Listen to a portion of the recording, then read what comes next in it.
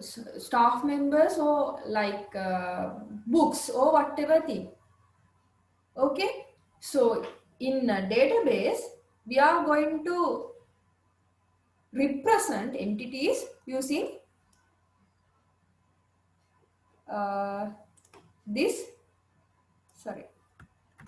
this symbol, right? You draw a rectangle and you have to write the name of the entity. Okay, so then then there are two types of entities where some are can be represented alone in your database, right? These are called strong entities. For example, in HR department database, we can see that employee is a strong one because employee table is not depending with any of other table, right? But when it comes to the family members detail, they are having some sort of dependency with the employee table, right? It means whenever one employee leaves, are there any point to keep resigned employees' family detail? Usually, any of companies are not having this kind of information. It means like there has some sort of a dependency with one entity with another. So in that case, the dependent entity, we are going to call it as weak entity, and that's why we are representing that by using double line square, right?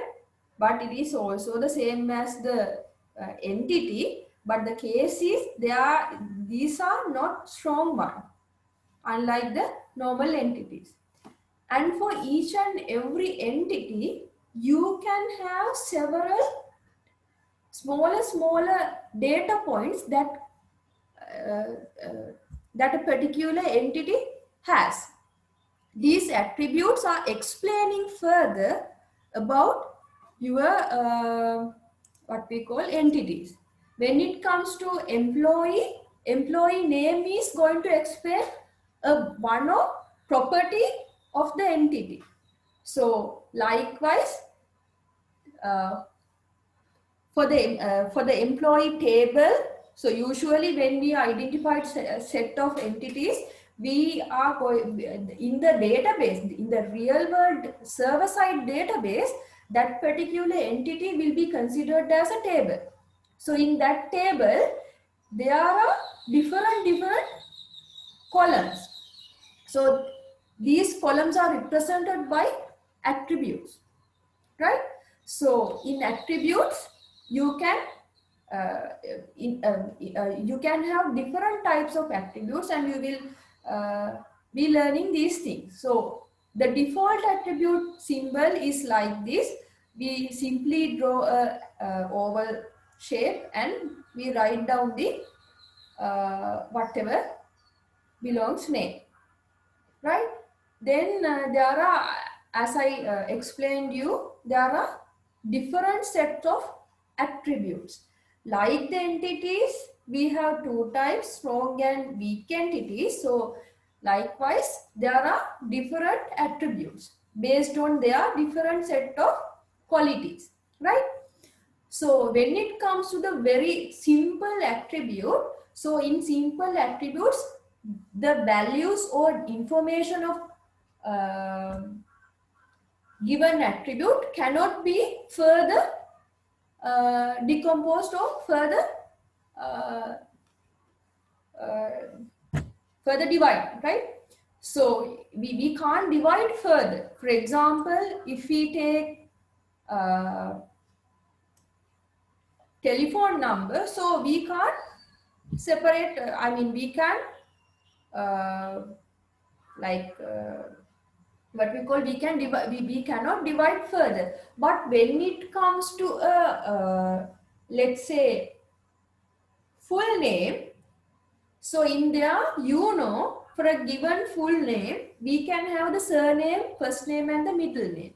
So you can see that full name is full name can be divided further. So in that case, we are not considering these kind of things as simple attribute. Simple attribute is nothing but if an attribute cannot be divided to further atomic level attributes or values, so that kind of attributes are fallen under the simple attribute.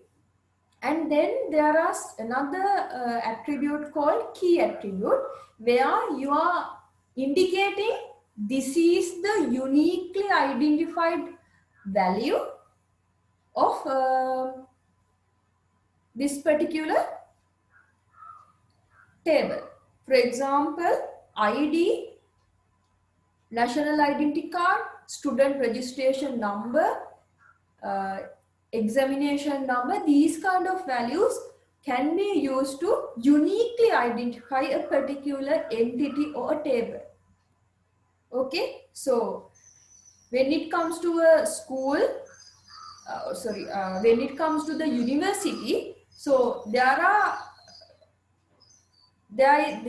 no repeating people with same index number, right? When it comes to the employee numbers, there is no any employee number that is going to duplicate, right? So for each record, there if one attribute is unique for the entire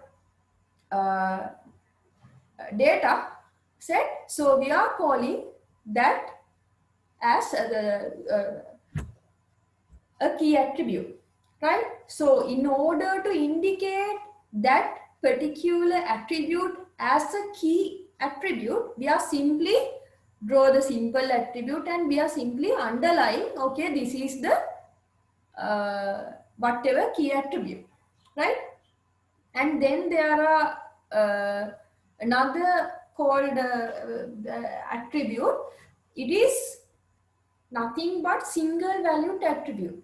For example, there are some instances that can have more than one value for given attribute, right? When it comes to email addresses, telephone numbers, one employee can have more than one email address or phone numbers. So in that case, these are not single valued attributes, but these are fallen under the multi-valued attributes, right? So when it comes to student registration number, then we can say like student address, like these kind of things are fallen under the multi-valued attributes. Its symbol is same as the simple attribute, right? To indicate that one particular attribute is having more than one value, we are simply drawing double oval shape and we are writing down the attribute name, right? So this is how we are going to indicate that this particular attribute can have more than one value. So this is the way that we are going to indicate multi-value attribute. And there are some another cases, as I mentioned you before, there are some attributes can decompose or can divide it to further levels. So these kind of attributes are called composite attributes, where little atomic level simple attributes are connected together and a bigger attribute has created. So in that case, we are simply calling these kind of attribute as composite attributes, where as per the example, student complete name may have first name and last name. Even when it comes to date of birth, So date of birth has year, month, and then the day. Likewise. So then there are some another attributes, something like age. When you know the date of birth, you can calculate the age. When you know the overtime overtime hours, you can calculate the overtime payment, right? Simply doing a multiplication or whatever mathematical calculation. So if if there is any attribute that are generated its value by some sort of calculation, so we call these kind of attributes are derived. You may simply like use a dictionary and check the meaning of derived, so it's having that particular meaning, right? So basically they are retrieving from different set of values. That is why we are calling these kind of attributes as derived, right? We are either calculating or doing whatever thing, right? So these are the derived attributes, and we are representing that by using a dotted line, right? So like there are another ways that that we can have attributes, simple and single value. So and then some instance there can be simple attributes, but these can have more than one value, so multi-value. And some can have composite but only contains one value, so in that case composite single value. And then there are some instances where uh, some attributes can have composite attributes which are having more than one value. In that case, we are calling those kind of things as composite multi-valued attributes, right? Okay. Now, so these are the basic concepts that we are considering when we are drawing a entity and attribute.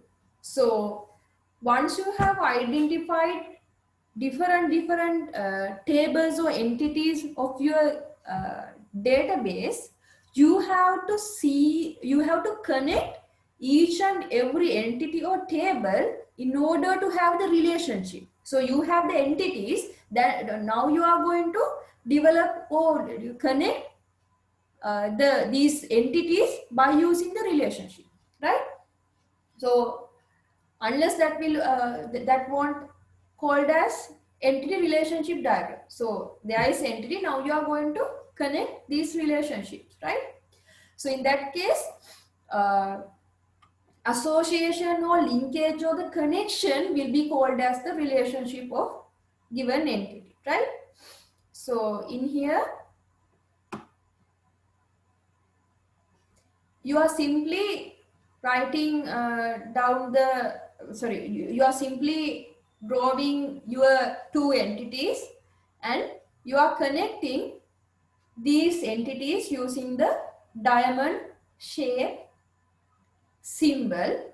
In the middle of that you have to write the relationship between entity 1 and entity 2 in a meaningful way, right? You need to think a meaningful word to represent the connection between these entities, right? And as the as there is like what we call the strong entities and weak entities, the same thing applies in relationship also, right? So association among strong entities are called as strong relationship. So when there's two entities that are not depending with any of other entities, so these are called strong entities. So the connection between a strong relationship, strong entities are called as strong relationship. So this is the default symbol of the strong relationship. And when it comes to the connection between weak entities, so we call this association or linkage or the connection as weak relationship, right? So in this word should be corrected as weak entity. Sorry for that mistake. And this relationship we are indicating by using double line, right? Okay. So we will explain these things later. For the moment, you just like then you have asked me why we are using double line, right? So there is the double line is also another way of representing a very important uh, important information. So when we consider about the database and the relationship between two entities, some cases there can be situations like one entities, each and every record are connecting with other entity, and there are some cases that there is one entity, and in that particular entity can have different, so entity is nothing but a table. So in the table you can have different set of rows. So each uh, not all row is connected with the other side's tables rows. So these can be happen, right? So in that case, when when it uh, when one entity is connecting with other entity in a 100%, it means each and every entity in the entity set is connecting uh, with the other entity's table. Yes, sorry, entity's value. So in that case, we are telling this particular entity is participation for that particular relationship totally or fully, right?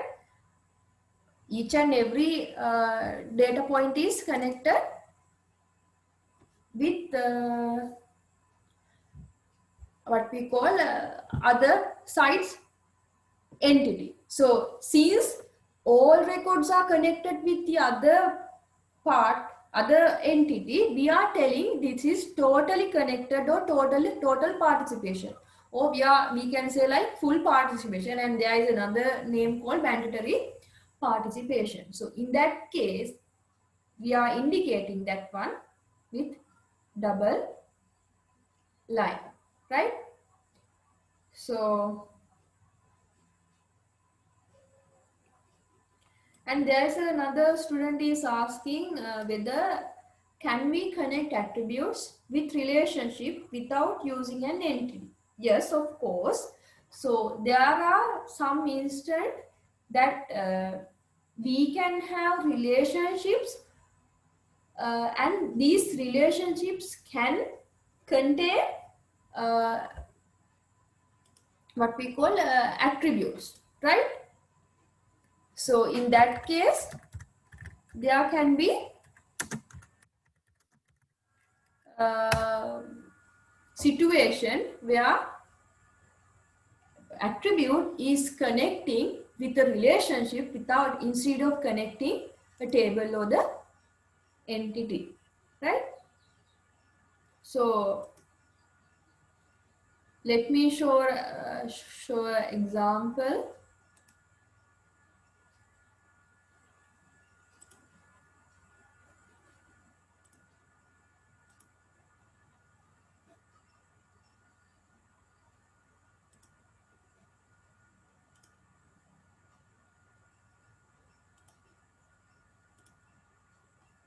So in here you can see that for the relationship called works on, it has how much, the number of hours that this employees works on this project. So it's not belongs to the employee or the project, but for this relationship. Okay, there are some instances, and if there is some such kind of situation, that is that will be given uh, in your description. Okay, so I believe your doubts are now clear up to some extent. So do you have any other uh, questions?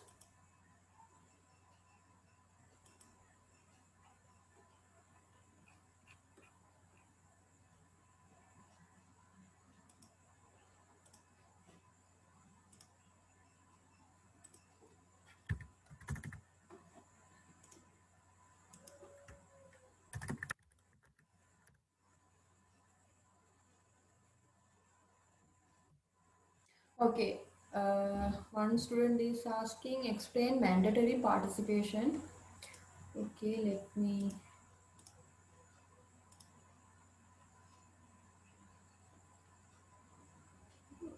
note.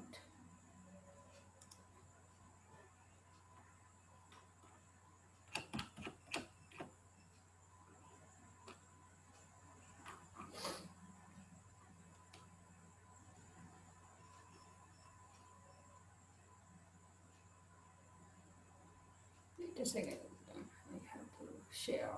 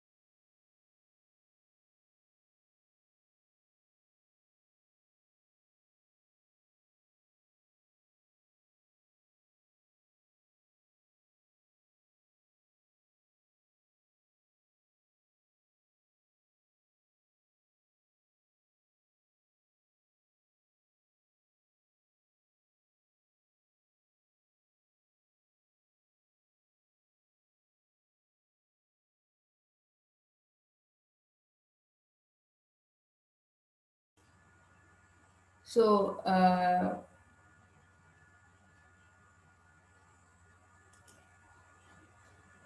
in in the total participation, so there are two, let's assume there are entity 1 and entity 2. So entity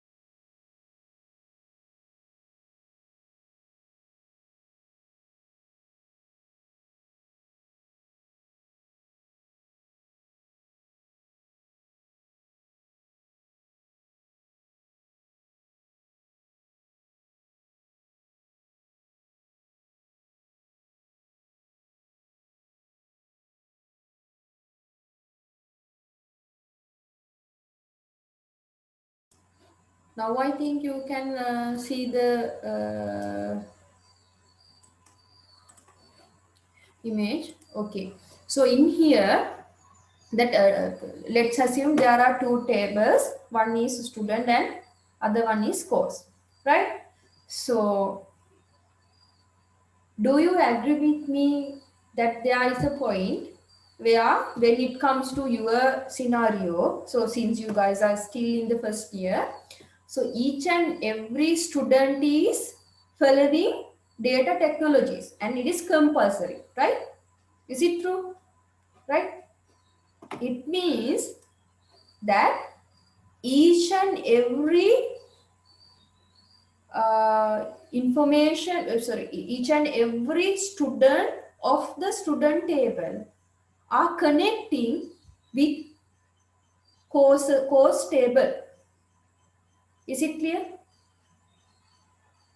That is all about the total participations. Students are totally enrolled in data technologies course. Total means when one entity is every data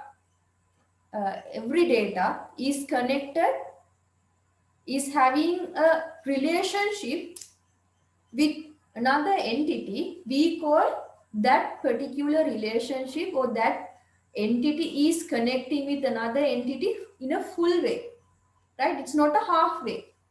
100% students are connecting with courses. So in that case, we are calling it's a totally participated in that given relationship.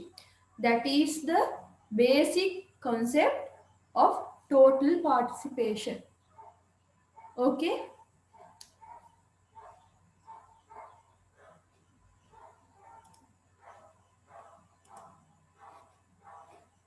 Are there any further clarification?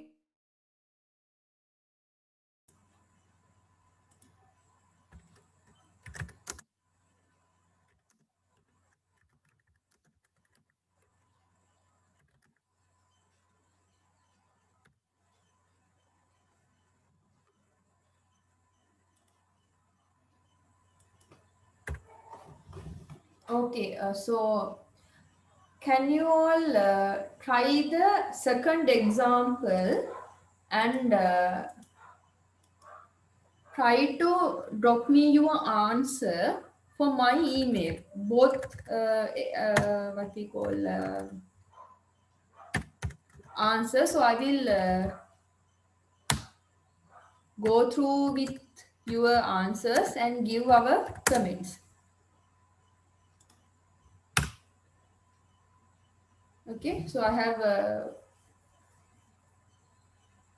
shared my email address with you in the chat, so you can do these two questions all alone by yourself and send it to me. So I will give my feedback on that, right?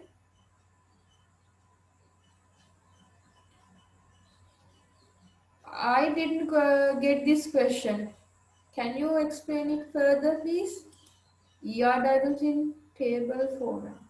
No, ER is having specific what we call symbols. These are the previously I have shown you in my note. These things are the syntax or symbols of ER diagram, right? And in some cases, like if you are using some sort of tools, so these things those things, these symbols are represented as some sort of table view. But usually in ER, we are considering these standard set of symbols, right?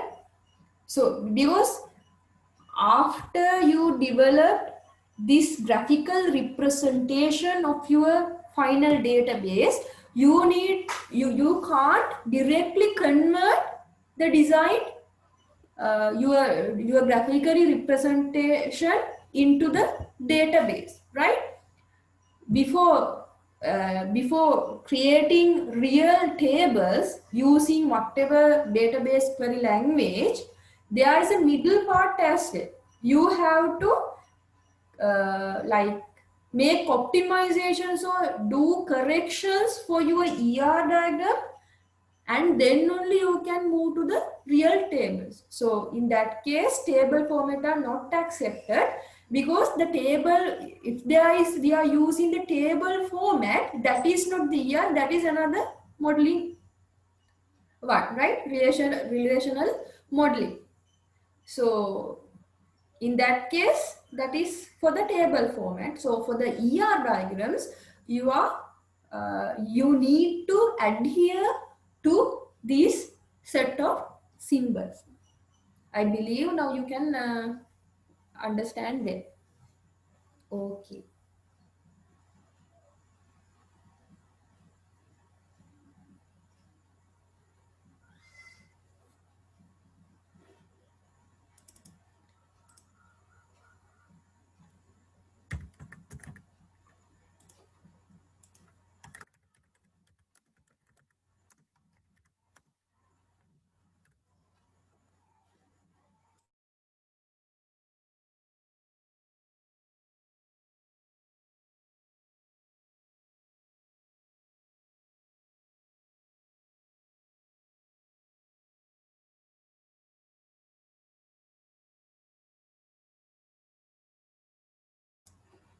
Okay. Let's find out today's session. So if you want to if you have any clarifications, you are feel free to ask myself or Pawan for clarifications, and even if you want to correct your, I mean, if you want to get the feedback of your designed ER diagram, you are feel free to send your answer to us, and we will go through and give our feedback. Okay, thank you for joining today.